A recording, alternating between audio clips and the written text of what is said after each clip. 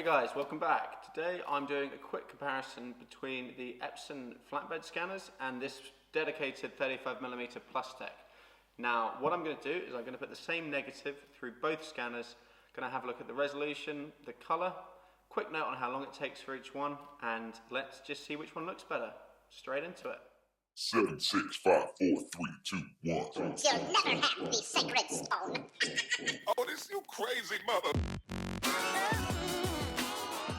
Now this is without a doubt going to be one of the driest, nerdiest videos I ever make, but it is, I think, a point that's worth comparing.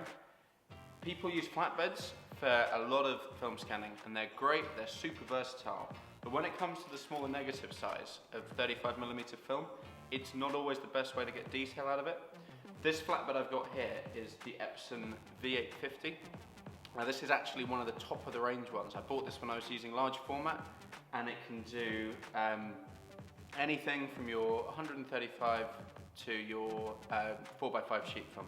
Some people even lift it up and they lay 8x10 negatives directly onto this glass plate, so it can do anything. I mean, it's versatile, but you do get a bit of the jack of all trades, master of none effect. On the other hand, I've got this dinky little plustek, which I showed in my last video. This scanner cost about £200 compared to the 600 that this cost, but it can do 35mm and it can do it very well. So what I'm going to do is I'm going to scan this strip of negatives. I'm going to scan this on each scanner, and then I'm going to put up some comparisons. You can see which one you prefer, and you can see if the amount of detail you get out of that is sufficient for your needs, or if it is worth jumping up to a plustek just for 35mm. Let's get into it. I'll start with the Epson. Okay, gloves on. Time to load up the Epson. Now, flatbeds focus their lenses about 1.5 millimeters above the glass. So if you can see this holder, it actually suspends the film off the glass so that they can get the optimum detail out of it. What you've got to do is you've got to take your frame. Here we go. I'm just going to turn this around, otherwise my image will be upside down.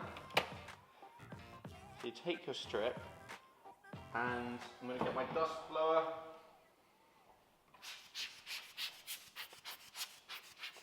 Okay, flatbeds are inherently dustier just because there's much more space for the dust to get into. So let's see if I can keep it pretty clean. Okay. So these clip down. My film is now there. And what I do is I sort of make sure each clip is on the second rung. I found with my scanner that's the optimum detail. I'm going to place this over the scanner and close the lid. He's loaded. Let's look on the computer now. Okay, the Epson's done its job, so I'm going to take this out. Okay, and let's transfer it into the plustek.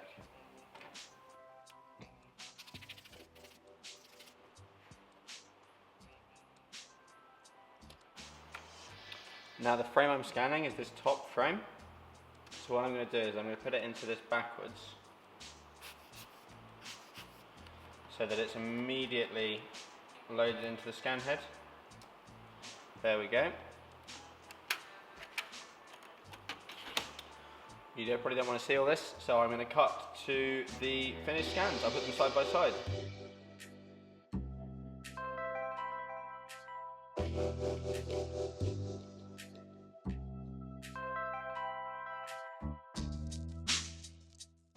I've loaded up my files into Photoshop so I can give you a quick comparison. Because they're all layers, I can show you them by hiding the layer above to show you the one below. I've got 3 files here. Now the plustek is the one you're looking at now. This is straight out of the scanner. All I've done is I've resampled it from 70 to 100 ppi down to about 3500. This layer is now 4500 pixels along the long side. I have also downsampled the Epson, which is this file. Now this file is also 4500 pixels along the long side, but it hasn't been downsampled as much, and you might be able to tell. It's also had some sharpening applied, as has the plustek. And the third file I can show you is the Epson straight out of the scanner file. Now this is what I started with, and this is the editing I had to do. And I did this editing to try and bring it closer in line to the plustek file. If you look at the original Epson straight out of the scanner, it's very flat. It's got a good range of detail, but there's very little contrast, and it's also quite desaturated. If we compare that directly to the plustek file, you'll see that there's a lot more punch and a lot more kind of color, especially in the leaves on the right of the scene. I'm going to show you the plustek file now. See what I mean? It's dramatically different. Okay, let's have a quick look at some of the detail in this negative. First of all, let's look at the grille and the number plate.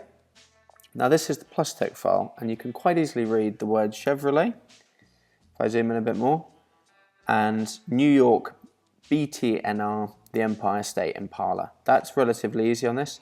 It's like one of those optician's eye exams, you get the lines of text.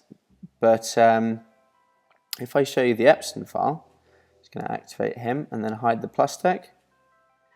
You can still read the Chevrolet, and the BTNR is still just as clear. But you can see that there are some sort of wacky artifacts. I don't know what this sort of spot of dust here is. There's a red fleck over here. But yeah, it's there. It's just not quite as crisp. For comparison, I'm going to go back to the plustek file. You can see that it's just a little bit cleaner overall, and the spot which was there is gone. Okay, apart from that, the scans both have a relatively pleasing color palette. I would say that the benefit of the plustek is that you're immediately given the colors that you like. With the Epson, you do have to work a bit. For example, these two have a slightly different look to them. I'd say that there's more red in the shadows of the Epson file, but it's immediately obvious that the flat, straight from scanner Epson file is requiring a bit of work, particularly when it comes to contrast. It's just one shade of sort of muddy red. Okay, let's look at the two edited files, and let's go up and look at the top of this building here and the leaves. Okay, so here's the plustek file. Now you can see that there is a bit of damage to the negative. This flecky, dusty stuff is either bad developer, which is a bit embarrassing from my end, or it's dust on the negative itself. Now, dust aside, we can see branches in the trees, and we can see multiple colors in the leaves. You have the kind of ambery orange color, and there's green beneath it. You can see, here we go, there's a huge mass of leaves. You can't see the individual leaves, but you can tell that there are leaves on the tree, and you can see the branches that support them. I'm now going to go to the Epson scan, and I have a sneaking suspicion it might not be as clear. Okay, this is the Epson file, and yeah, we can see the branches. We're struggling to see some of the branches up here, but I'm pretty comfortable saying that this is a little bit less detailed than the plustek file. It becomes a kind of mass of colour as opposed to the slightly crisper look this one gives. I know that there's a lot more yellow in the Epson file, but that kind of thing is trivially easy to correct in Photoshop. If I just paste this colour balancing layer over the plustek, what you'll see is I can just add a bit of yellow like that, and now it will be more similar to the Epson one. I zoom out, you can see that I've essentially warmed the image. If you're familiar with digital photography, it's just white balance adjustment. Okay, and you must also bear in mind that this lens was probably focused on the front of the car, and it's a 35mm f2, so the out of focus is probably going to be as much affected by optics as by the scanning capability. But this plustek building, that looks relatively clear to me. You can see that there's a guy on this balcony. I think he's repairing something, or maybe just taking a break on his fire escape. If I hide this layer and we go back to the Epson, Yeah, you can still see the fire escapes, but it's not quite as clear. You can't really see what's going on. And then there are these flecks of random color noise. If you see the red aliasing errors that are occurring. One last point of comparison, let's look at the face of this bike rider who's coming past. So here's the Epson bike rider, and there's the plustek bike rider. It's definitely a bit more grain, but I think the ability to resolve grain is actually something that works in the favor of the plustek. Okay, let's wrap up. Okay, so you've had a look at the files. You can see the full res uncompressed ones on my website. I'll put a link to that in the description because YouTube might mess around with them a bit. Now, I think that they both performed pretty well. I would say that there is definitely more resolution available from the plustek. It is a dedicated 35mm scanner, so you kind of expect it to be better at that. If you're shooting multiple formats, you are probably better off getting a flatbed, just because this one gives you the freedom to switch from 35mm to medium format to large format. It's just a case of changing the holders. If you only shoot 120 film and 35mm, you don't even have to spend nearly as much as one of these. You can buy the Epson V550. I think that's the one which will do both 120 and 135, and it costs within the region of £150, making it cheaper than this. Now, I'd say that the straight out of scanner images from the plustek are miles ahead of the Epson, but with a little bit of Photoshop work, you can bring these files up to scratch. You saw how flat and how sort of magenta-y the first image I got from the Epson was. It can be fixed, and you can create Photoshop actions. If it's always a case of being desaturated and uncontrasty, you can quite easily make a Photoshop action that will add the contrast and the saturation with one sort of keystroke.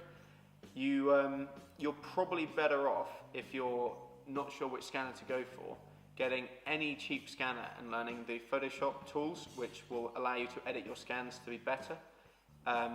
Unsharp masking, that's really important. If you over sharpen it, it can look awful, but every scanner needs a little bit of sharpening. I mean, especially drum scanners. You get very flat scans from them, and that's all post-work. Now, the Epson software and the Silverfast software, that doesn't really affect how much detail and how much color information there are in your scans.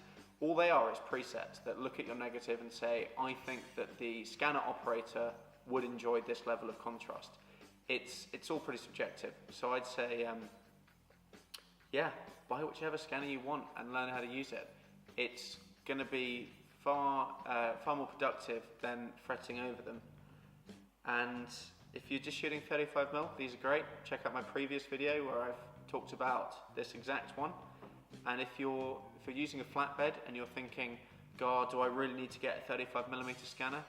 Then maybe the answer to that is no. Maybe you can just get slightly better at sharpening your files and use one of these dinky flatbeds. I know that you'll get a lot more use out of this because of the multiple formats.